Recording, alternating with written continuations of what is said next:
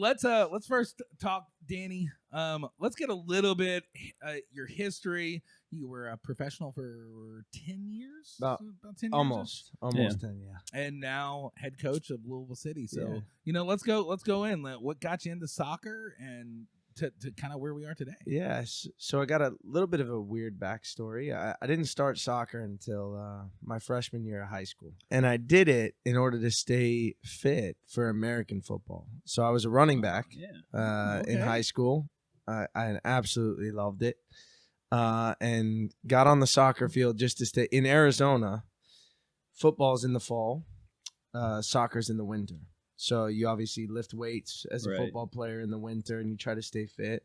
And you know what? I'll go do that. And my running back coach thought it'd be good to work on my speed. Fell in love with it that winter. Yeah. Fell in love with it. And did you know much about soccer before nothing. You got into it? Knew nothing about it. Knew nothing about it other than I got to put the ball in that goal. That's all you. And I got to run fast. Right. And the soccer coach is the one that approached and said, "Hey, you're pretty fast. What do you think about doing this?" And the football coach was like, "Listen, it'll keep you fit. It's a good opportunity to try something new. Like, what do you think?"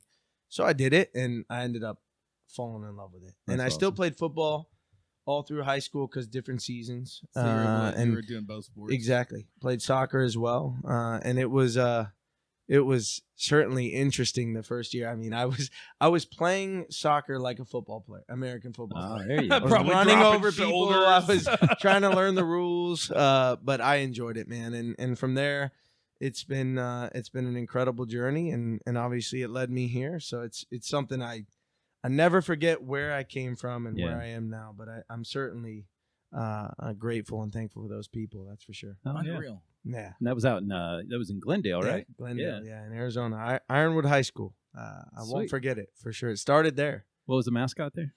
Eagle. Go Eagles. Eagle, yeah. All go right. Eagles. There you go. Exactly. So born in Virginia, though, right? Born in Petersburg, Virginia. And then transferred over. Yeah, my dad was a military man. Yeah, that's what I thought. Traveled So that's around what a ton, moved around a ton. Ended up in Arizona. He was stationed at Luke Air Force Base, which is what led us there. Yeah. And ultimately high school, and then went to, as you said, to UNLV from there. So, Well, it's been a theme in your life, isn't it? Moving around. oh my gosh, I was looking at your your history of teams all over the everywhere. place. My poor wife, I swear. I mean, I went everywhere, and she's followed me everywhere. And this is what the job is, though, isn't it? You know. So, Brad, so your position exactly with Louisville FC?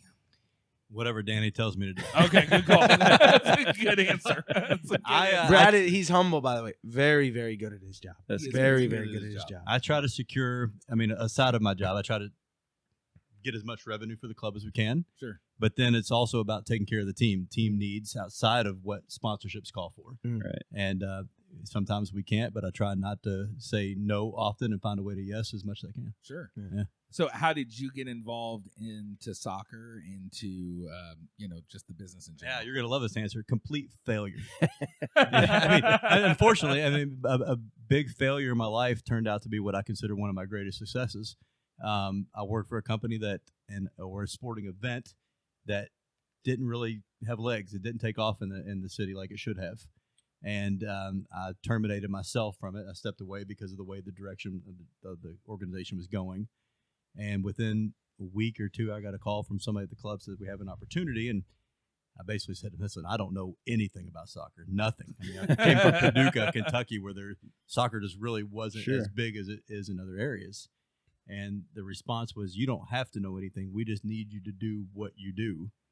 And I kind of rolled the dice and took a chance, and I never turned. This is a situation where I would say I probably will never walk away unless they tell me to turn in my keys and walk away. Badass. Wow. Yeah. And how long you been there now? Started in January of 17. Coincidentally, the first year this club won a championship. So there's a little bit to do, I think, with with me signing the papers and coming on board. All of that. Interesting. Sounds like the only reason they won is because they hired you. I won't say that, but history does say it kind of worked out. For me, though, when I say a failure, tennis is something that I know backwards, right? I coached it forever. I've played it forever. And walking away from a sport that I'm very comfortable with, and I could walk in just kind of teach it and do it blindfolded, sure, and know about it, to a situation I've never played it, I don't know the rules of it. I followed it, but if you call a foul and offsides, I didn't know what those meant in that sport. Right. And here they're asking me to come work for them. I just didn't know. So it was a failure that turned into, I know a little bit more than I should about a sport that I never played. And I've loved every second of it. Yeah, man. Yeah. Cool.